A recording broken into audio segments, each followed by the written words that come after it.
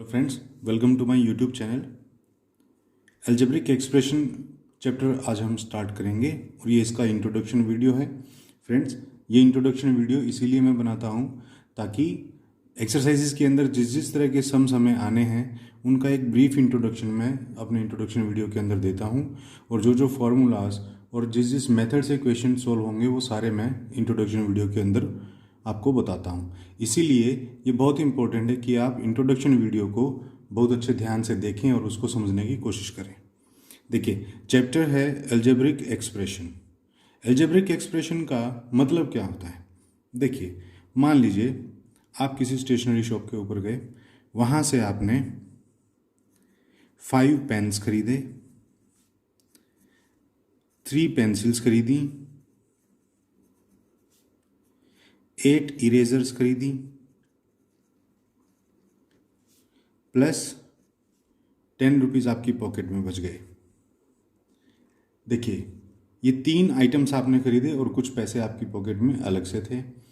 अब अगर मैं इन पेन्स की बजाय पेन्स की जगह x लिख दूं तो ये हमारे 5x हो जाएंगे, प्लस 3 की जगह 3, पेंसिल्स की जगह मैं y लिख दूं, प्लस 8 की जगह 8, इरेजर्स की जगह मान लीजिए मैं z लिख दूं, और ये 10 हमारे पास थे ही। तो ये जो एक्सप्रेशन है, ये जो रिप्रेजेंटेशन ऑफ क्वांटिटीज है, उसको हम बोलते हैं अलजेब्रिक एक्सप्रेशन।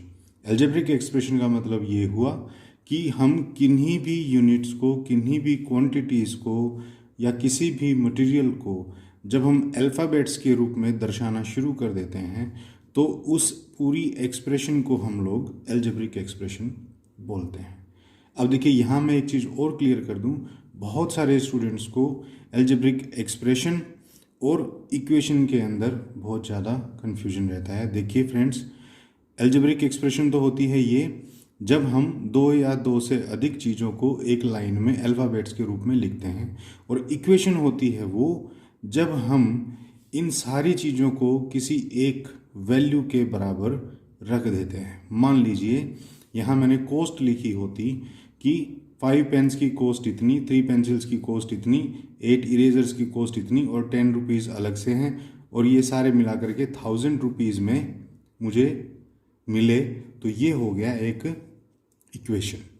इक्वेशन की एक ही पहचान है कि एक LHS होती है लेफ्ट हैंड साइड, एक RHS होती है राइट हैंड साइड, और बीच में होता है इक्वल टू का साइन। इसका मतलब ये है ये वाली सारी यूनिट्स इक्वल होती हैं इस वाली यूनिट्स के। ये होती है इक्वेशन। फिलहाल हम अलजेब्रिक एक्सप्रेशन की बात कर रहे हैं। तो देखिए, अलजेब्रिक एक्सप्रेशन मेरी है यहाँ से लेकर और यहाँ तक। अब इसके बाद एक इसके अंदर डेफिनेशन आती है टर्म्स की, कि टर्म्स किसको बोला जाता है या टर्म किसको बोला जाता है। ये जो हमारी एक पेयर है जिसको हम 5x बोलते हैं, या 3y जो है, या 8z जो है, या इवन 10 जो है, ये है हमारी टर्म्स। टर्म्स किसकी? अलजेब्रिक एक्सप्रेशन की। तो देखिए, यहाँ अगर मैं इस एक्सप्रेशन की बात करूँ तो इस एक्सप्रेशन के अंदर टर्म्स कौन कौन सी हैं? 5x, 3y, 8z, and 10। दूसरा, टर्म्स की निशानी क्या होती है? टर्म्स की निशानी ये होती है कि इसके अंदर एक वेरिएबल होता है और एक होता है कोफिशिएंट, और कांस्टेंट भी होता है। देखिए, जो क्वांटिटी 2 या 2 से अधिक जो 2 क्वांटिटीज़ होती हैं, अगर वो किसी ऑपरेशनल साइन से अलग हो रखी हों, सेपरेट हो रखी हों, तो उन क्वांटिटीज़ को हम टर्म्स बोलते हैं। अब यहाँ देखिए, 5x और 3y अलग हो रखा है प्लस से, 3y और 8z हो रखा है प्लस से अलग, 8z और 10 हो रखा है प्लस से अलग। तो ये सारी जो हैं ये टर्म्स होंगी हमारी इस एक्सप्रेशन की। अब टर्म्स के अंदर भी हमें 2 चीज़ें पता करनी होती हैं। 1, अभी आप देखिए इसके अंदर फर्स्ट टर्म के अंदर एक 5 है और एक x है।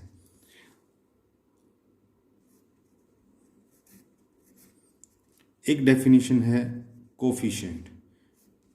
और एक डेफिनेशन होती है वेरिएबल। कोफिशिएंट क्या होते हैं और वेरिएबल क्या होते हैं, ये देखिए। ये मान लीजिए हमारी एक टर्म है, इसके अंदर वो वैल्यू जो हमेशा जो है फिक्स रहती है उसको हम लोग बोलते हैं कोफिशिएंट, और ये कोफिशिएंट इस वेरिएबल से हमेशा मल्टीप्लिकेशन में होता है। और ये जो x, ये जो y और ये जो z आपको नज़र आ रहे हैं, इनको बोलते हैं हम वेरिएबल। कैसे, देखिए वेरिएबल का मतलब होता है चेंजेबल। चेंजेबल का मतलब जो बदला जा सकता है।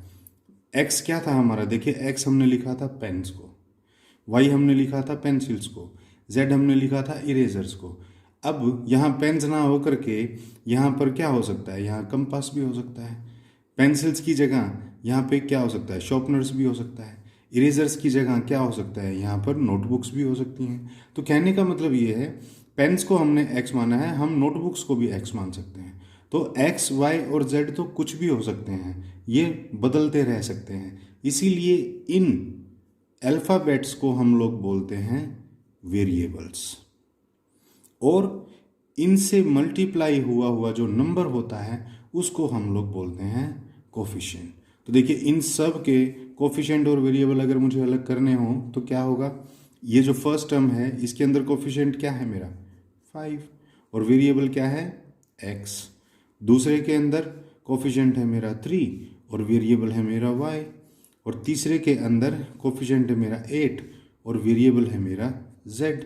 और देखिए फ्रेंड, ये नंबर जिसके साथ कोई वेरिएबल मौजूद ना हो और वो सिर्फ एक नंबर हो तो उसको हम लोग बोल देते हैं कांस्टेंट।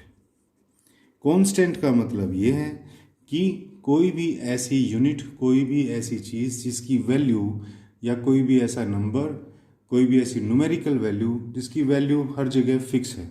मान लीजिए यहाँ 10 है, 10 तो हमारे यहाँ भी 10 है, 10 तो हर जगह 10 ही पढ़ा जाएगा, उसकी जो वैल्यू है वो हर जगह 10 ही होगी। ऐसा तो है नहीं कि यहाँ पर 10 है और किसी दूसरे देश में वो वैल्यू 5 हो जाएगी। तो इसीलिए इसको बोला जाता है कांस्टेंट। तो देखिए ये थी हमारी टर्म्स, ये थे हमारे कोफिशिएंट्स, ये थे इनके वेरिएबल्स, और ये था हमारा एक कांस्टेंट जो कि एक ही है इसके अंदर और वो है 10। इसके बाद फ्रेंड एक और डेफिनेशन आती है जिसको बोलते हैं फैक्टर। फैक्टर या फैक्टर्स।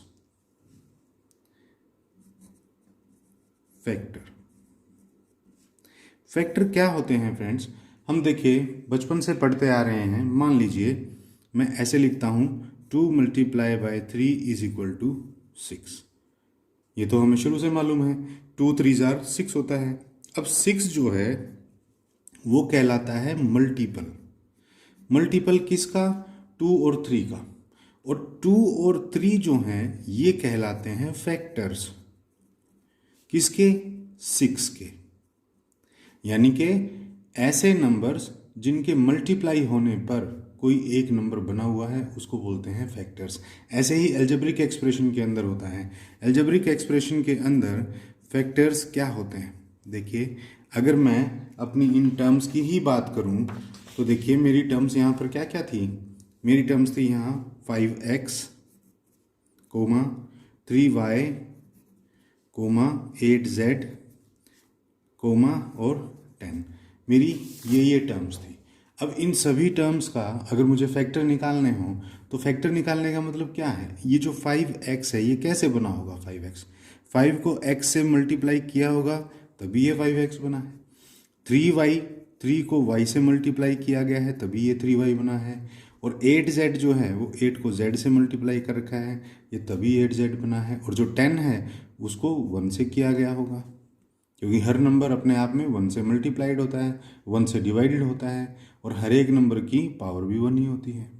तो यहाँ पर देखिए ये 5 और ये x, ये क्या हो गए, फैक्टर हो गए किसके, इस 5x के। ऐसे ही ये 3 और ये y, ये फैक्टर हो गए किसके, 3y के। और ये जो 8 और ये जो z है ये फैक्टर्स हो गए किसके, 8z के। और ये 1 और ये 10 ये फैक्टर हो गए हमारे 10 के। तो फ्रेंड ये होते हैं फैक्टर्स। मान लीजिए कोई टर्म आपको ऐसे दे दी जाए -3 x y z। अब आप बोलोगे कि सर ये तो एक ही जगह पर सारे ये लिख दिए x y z। यस, ऐसा हो सकता है। एक टर्म के अंदर कितने भी वेरिएबल हो सकते हैं, तो अब ये एक ही टर्म है। हाँ, अगर इसके साथ कुछ हम ऐसा लिख देंगे +3 y z x मान लीजिए, तो ये एक अलग टर्म हो जाएगी। क्यों? क्योंकि ये टर्म और ये टर्म अब प्लस के साइन से अलग अलग हो गए हैं। तो इस तरह से हम लोग टर्म्स को देखते हैं। अब हम बात कर रहे थे इस टर्म की। देखिए, ये एक टर्म है, इसके अंदर क्या क्या चीज़ें हैं? -3 x y और z। तो मैंने आपको बताया था कि ये जो x y z होते हैं, ये जो अल्फ़ाबेट्स होते हैं, ये तो होते हैं वेरिएबल्स, इनकी वैल्यू चेंजेबल होती है। लेकिन ये जो आगे लगा हुआ होता है कोफिशिएंट, ये तो एज इट इज ही रहेगा।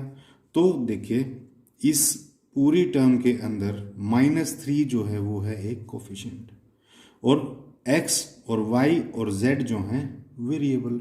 और कोई भी टर्म कब कहलाती है, क्या कहलाती है, कि जब कोई कोफिशिएंट और वेरिएबल्स आपस में मल्टीप्लाई होकर के कोई एक नंबर या एक यूनिट बनाए, तो उसको बोलते हैं टर्म। अब ये पूरी जो चीज़ यहाँ लिखी हुई है, ये अपने आप में एक टर्म है, और ये अपने आप में एक टर्म है। तो अब कोई मुझसे इस टर्म के अगर फैक्टर पूछेगा, तो देखिए -3 तो है, -3 मल्टीप्लाई हो रखा है पहले x से, तो x भी एक फैक्टर है। फिर y से मल्टीप्लाई हुए हैं ये, और फिर ये सारा z से मल्टीप्लाई हुआ है। तो देखिए, क्योंकि ये सारे एक दूसरे के साथ चिपका के लिखे गए हैं, इसका मतलब इनके बीच में मल्टीप्लिकेशन का साइन है, और ये आपस में मल्टीप्लाई होकर के ही ये टर्म बनाई है इन्होंने। ऐसे ही इस टर्म के अगर हम देखें, तो 3 एक फैक्टर है, y एक फैक्टर है, z एक फैक्टर है, और x एक फैक्टर है। ये होते हैं फैक्टर्स। उसके बाद कोई कोई क्वेश्चन में आपसे ये भी पूछा जा सकता है कि मान लीजिए एक टर्म आपको दे दी -4 z/y/x, मान लीजिए कुछ इस तरह की टर्म दे दी। अब उसमें वो बोलता है कि इस टर्म का कोफिशिएंट बताइए, कोफिशिएंट बताइए। तो कोफिशिएंट क्या होगा इस टर्म का? -4 होगा। तो -4 जो है वो तो हो गया कोफिशिएंट। अब वो आपसे ये इस तरह का क्वेश्चन पूछ सकता है कि y के कोफिशिएंट बताइए, इस एक्सप्रेशन के अंदर y के कोफिशिएंट बताइए। तो y के कोफिशिएंट का मतलब क्या हुआ? देखिए, ये y है, और इसके मल्टीप्लिकेशन में क्या क्या है? नंबर 1 तो ये -4, दूसरा z इसके मल्टीप्लिकेशन में है, और तीसरा x इसके मल्टीप्लिकेशन में है। तो अगर y का कोई कोफिशिएंट पूछेगा मुझसे, तो मुझे ये सारा लिखना होगा, -4 z और x। इसके साथ अगर मैं y भी मल्टीप्लाई कर दूं, तो जाकर के ये टर्म बन जाएगी। कहने का मतलब ये है, y के अलावा जो भी चीज़ें हैं वो सारे इसके फैक्टर कहलाएंगे। तो ये होते हैं हमारे फैक्टर।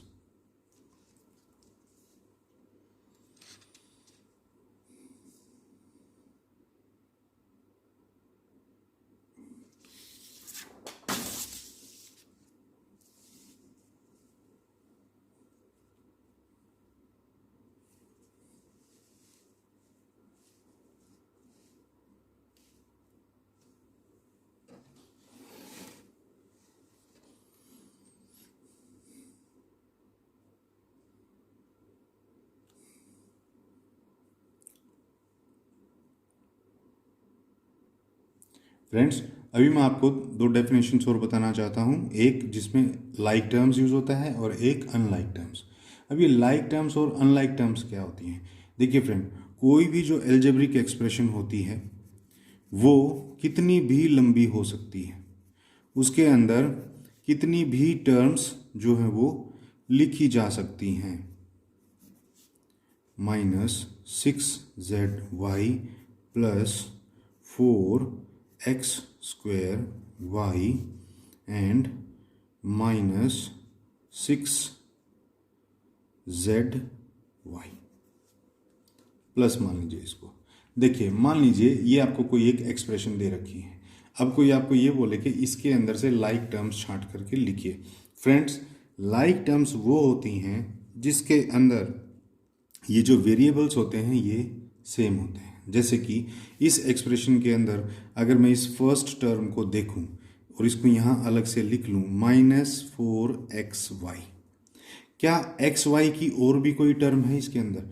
देखिए एक्स वाई यहाँ भी लिखा हुआ है, लेकिन ये इसके लाइक टर्म नहीं है। क्यों? क्योंकि ये एक्स स्क्वेयर है और ये सिंगल एक्स है।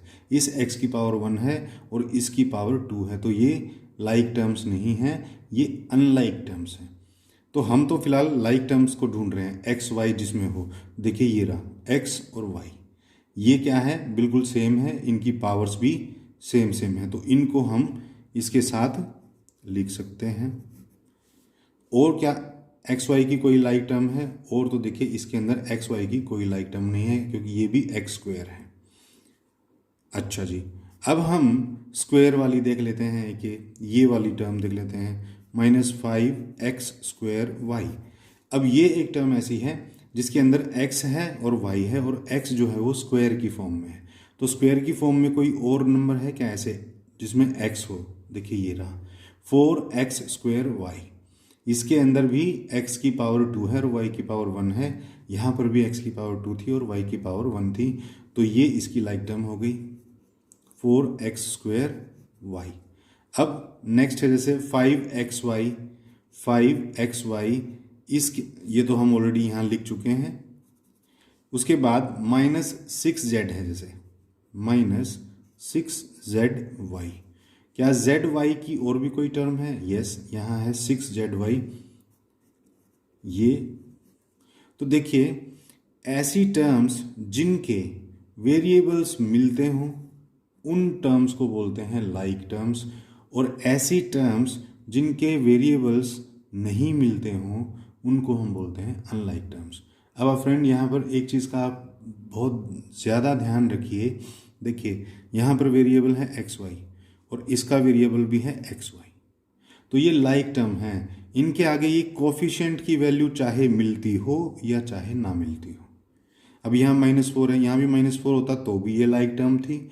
अगर यहाँ ये दोनों अलग अलग हैं तो भी ये लाइक टर्म है। क्यों? क्योंकि वेरिएबल सेम है, वेरिएबल सेम होने चाहिए बस। वेरिएबल सेम है तो ये लाइक टर्म है, अगर वेरिएबल सेम नहीं है तो ये लाइक टर्म नहीं होंगे। तो फ्रेंड ये था लाइक टर्म और अनलाइक टर्म। उसके बाद इन एक्सप्रेशंस का नेम भी हम अलग अलग इनका लेते हैं, और वो किस चीज़ के ऊपर डिपेंड करता है? वो डिपेंड करता है कि किसी एक्सप्रेशन के अंदर कितनी टर्म्स हैं। मान लीजिए एक एक्सप्रेशन है 2x + 3y + 4z + 10। मान लीजिए ये एक अलजेब्रिक एक्सप्रेशन है, इसके अंदर कितनी टर्म्स हैं? देखिए टर्म्स हम किनको बोलते हैं? वो यूनिट्स जो किसी ना किसी मैथमेटिकल साइन से अलग हो रखी हों।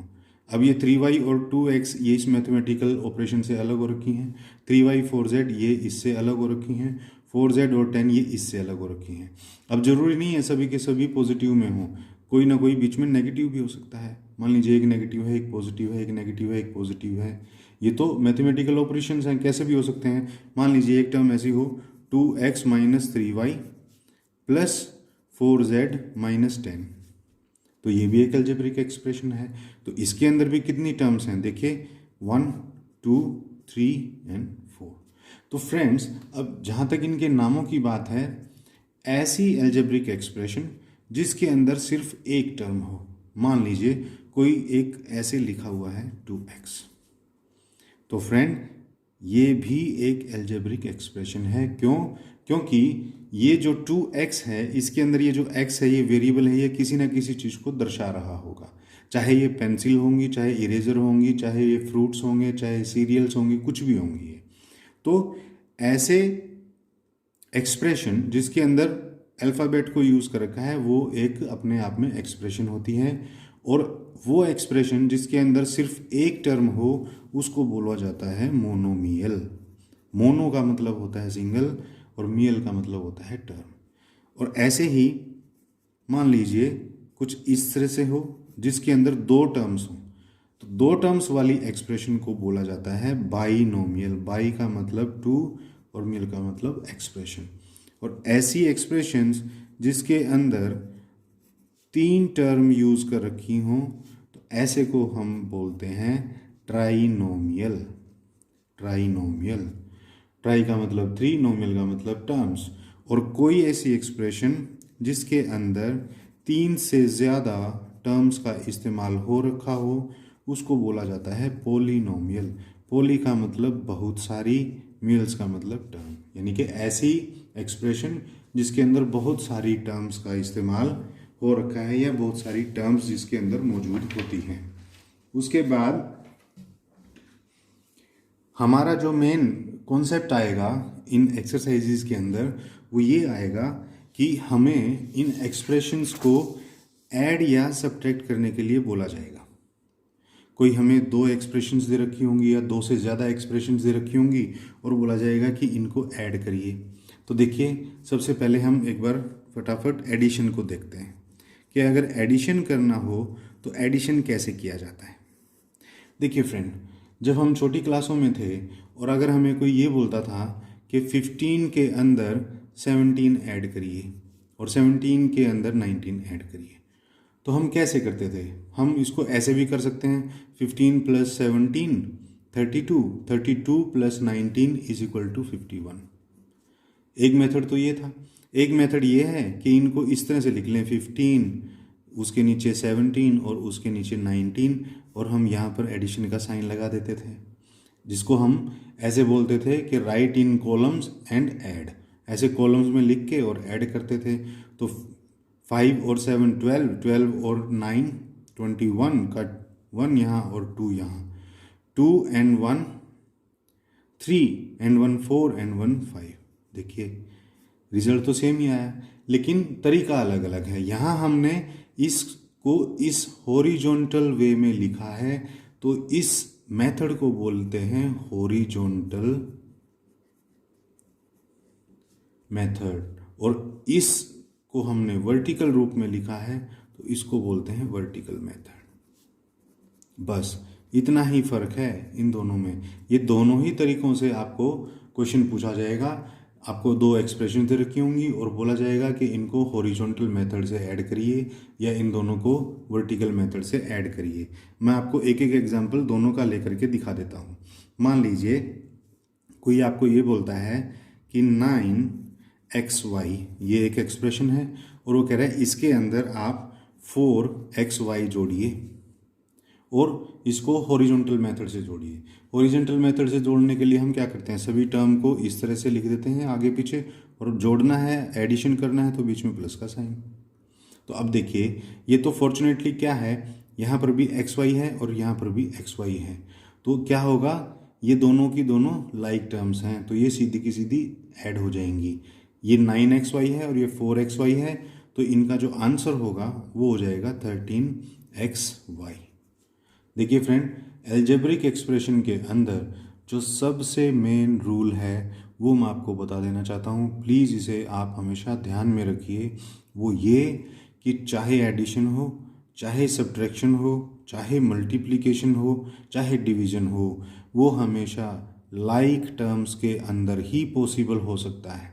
जैसे कि यहाँ xy है, यहाँ कोफिशिएंट वेरिएबल, और यहाँ पर भी xy है, तो इसका मतलब ये दोनों ही टर्म्स लाइक टर्म्स हैं, इसीलिए हम इनको ऐड कर पाए।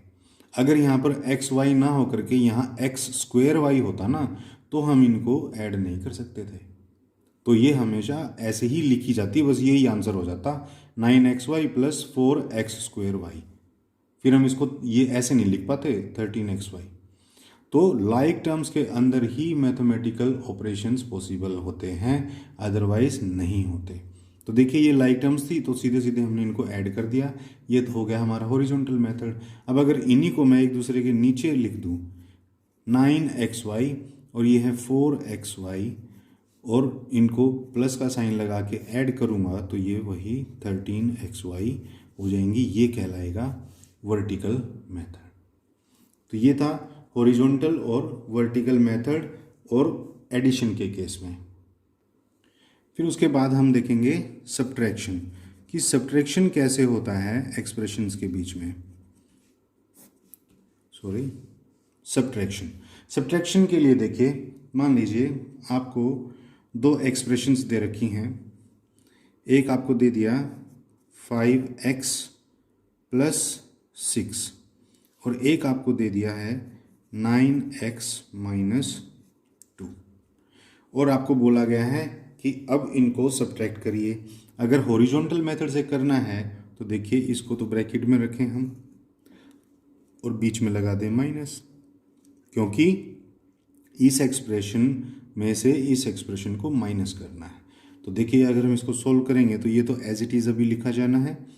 5x प्लस 6, पहले ब्रैकेट ओपन होगी, बोर्ड मास यही कहता है कि सबसे पहले ब्रैकेट ओपन करिए, तो माइनस, और ये यहाँ 9x माइनस 2। इसका मतलब ये है कि ये जो 9x और माइनस 2 है, जो ब्रैकेट के अंदर जो भी लिखा हुआ है, ये 1 से मल्टीप्लाइड है ना, ये 1 से मल्टीप्लाइड है, और 1 से भी क्या है, ये -1 से मल्टीप्लाइड है। तो देखिए, अगर मैं ब्रैकेट को खोलूँगा तो -1 इंटू 9x, तो ये -9x हो गया, और -1 इंटू -2, तो माइनस माइनस हमेशा क्या हो जाते हैं, प्लस हो जाते हैं। फ्रेंड, मल्टीप्लिकेशन के अंदर मैं आपको बता दूं, माइनस माइनस जो है वो प्लस हो जाते हैं, और साइन भी प्लस का ही लगता है। प्लस और प्लस मल्टीप्लाई होंगे तो प्लस होगा, माइनस और प्लस मल्टीप्लाई होंगे तो माइनस होगा, और प्लस और माइनस मल्टीप्लाई होंगे तो भी माइनस ही होगा। तो यहाँ पर आएगा 9x और यहाँ पर ये बन जाएगा अब +2। तो ये मेरी दो एक्सप्रेशंस आ गई। अब देखिए, हमारा नेक्स्ट काम ये होता है कि हम लाइक टर्म्स को एक साथ लिख देते हैं और बाकी टर्म्स को एक साथ लिखने की कोशिश करते हैं। तो हम इसमें क्या करेंगे, 5x माइनस 9x को एक साथ लिख लेंगे, क्योंकि ये लाइक टर्म्स हैं। क्यों? क्योंकि इनके वेरिएबल सेम है, यहाँ भी x था और यहाँ भी x था। उसके बाद ये प्लस का 6 यहाँ रह गया और ये प्लस का 2 इसके साथ आ गया। तो इसको अगर हम सोल्व करेंगे तो 5x में से अगर 9x को माइनस करेंगे तो ये तो -4x आ जाएगा, और ये +6 + 2 हो जाएगा 8। तो यही है मेरा आंसर। ये तो था हमारा हॉरिजॉन्टल मेथड। और अगर हमें वर्टिकल मेथड से इसे सोल्व करना होता तो हम क्या करते, देखिए, वर्टिकल मेथड के अंदर, सब्ट्रैक्शन के अंदर हमें विशेष ध्यान रखना है, वो ये कि जिसमें से हमें माइनस करनी है उसको लिखा जाता है ऊपर। जैसे कि क्वेश्चन के अंदर आपको ये दिया जाएगा, subtract 5x plus 6 from 9x minus 2। मान लीजिए ऐसा लिखा हुआ हो, फ्रॉम 9x माइनस 2। तो इसका मतलब ये है कि इस एक्सप्रेशन में से ये वाली एक्सप्रेशन आपको माइनस करनी है। तो जो एक्सप्रेशन जिसमें से माइनस करनी होती है उसको ऊपर लिखा जाता है। जैसे कि 9x माइनस 2, इसको ऊपर लिखा जाएगा, और 5x प्लस 6, अब ये दूसरी एक्सप्रेशन है, तो हमें करना ये होगा, x की टर्म के नीचे x की ही टर्म लिखी जाएगी। इस 9x के नीचे आप 6 नहीं लिख सकते, क्योंकि 6 जो है वो एक कांस्टेंट है, और 6 तो कांस्टेंट के नीचे ही लिखा जाएगा। x की टर्म के नीचे लिखिए x की टर्म, तो 9x के नीचे लिखेंगे 5x, और ये +6 है तो ये कांस्टेंट के साथ नीचे। अब है हमारा जो मेन हमें रूल याद रखना है, वो ये कि जब हम इनको वर्टिकली इस रूप में लिख लेते हैं तो नीचे वाली एक्सप्रेशन के साइंस को हम उल्टा कर देते हैं। देखिए, ये 5x जो है ये प्लस का है तो ये यहाँ माइनस का हो जाएगा, और ये जो 6 है ये प्लस का है तो ये भी माइनस का हो जाएगा।